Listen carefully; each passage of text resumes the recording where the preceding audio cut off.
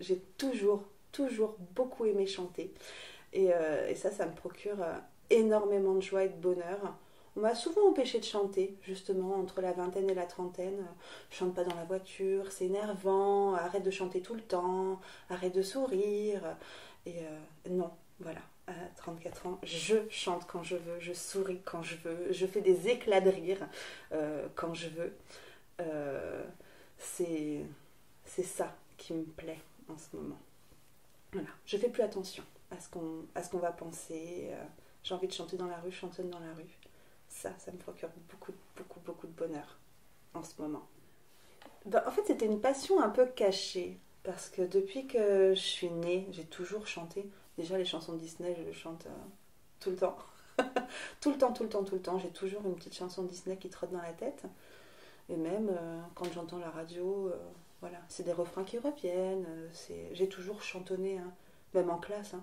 En classe, pendant un contrôle, quand j'ai fini, je commençais à chantonner. Et puis on me dit toujours, tais-toi. Donc ça a toujours été. J'ai toujours chantonné. Tout le temps. Dans la rue, quand je suis toute seule, je pense qu'on doit me prendre pour une originale. Mais voilà, j'ai toujours fait ça. Et, euh, mais ça n'a jamais été très bien vu. Et puis, maintenant que je sais ce que je veux faire, je me suis dit, voilà, prends du temps pour toi. Ça te rend heureuse, alors lance-toi. C'est dur parce que du coup, maintenant, cette passion latente, finalement, j'essaie de la transmettre à des gens parce que maintenant, je suis dans une école de chant et qu'on fait des spectacles et des concerts. Et même si c'est dur et stressant de se retrouver devant un public, c'est c'est magique encore une fois. C'est super parce qu'on peut se prendre pour n'importe qui. Voilà. On peut changer d'identité, c'est bien. De plus être Virginie le temps d'une chanson. Voilà. J'ai été Clara, clown triste à l'opéra, j'ai été Marinette. Je peux être plein de personnages quand je chante et puis c'est bien de pouvoir partager quelque chose d'une autre manière qu'en prenant soin. Est-ce que tu peux nous nommer l'école de chant où tu vas? Alors, je fais partie de la To Voice Academy. Donc, c'est une école de chant qui est sur Metz depuis quelques années. Je ne saurais pas dire combien, mais elle est relativement récente. Avec une prof de chant, Chantal, qui est absolument géniale et qui met tout son cœur dans ce qu'elle fait.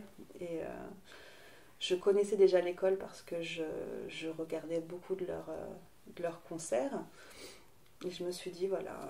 Bah, au départ, à vrai dire, j'ai d'abord lancé ma fille. Parce que pareil, elle est comme moi, elle chante tout le temps.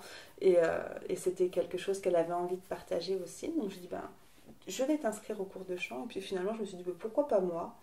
Ma mère aussi m'a beaucoup poussée. Elle dit, voilà, tu chantes tout le temps, pourquoi tu vas pas?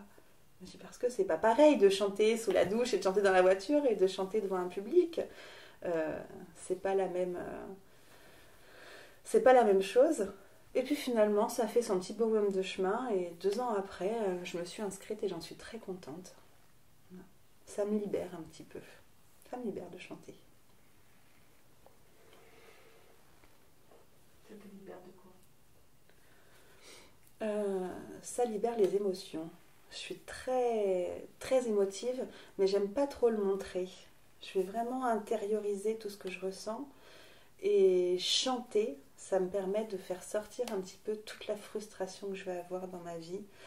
Euh, la colère, la peine, parce que je suis quelqu'un qui pleure, enfin, qui va pleurer quand elle va voir quelqu'un de triste, mais qui va détester s'apitoyer sur son sort.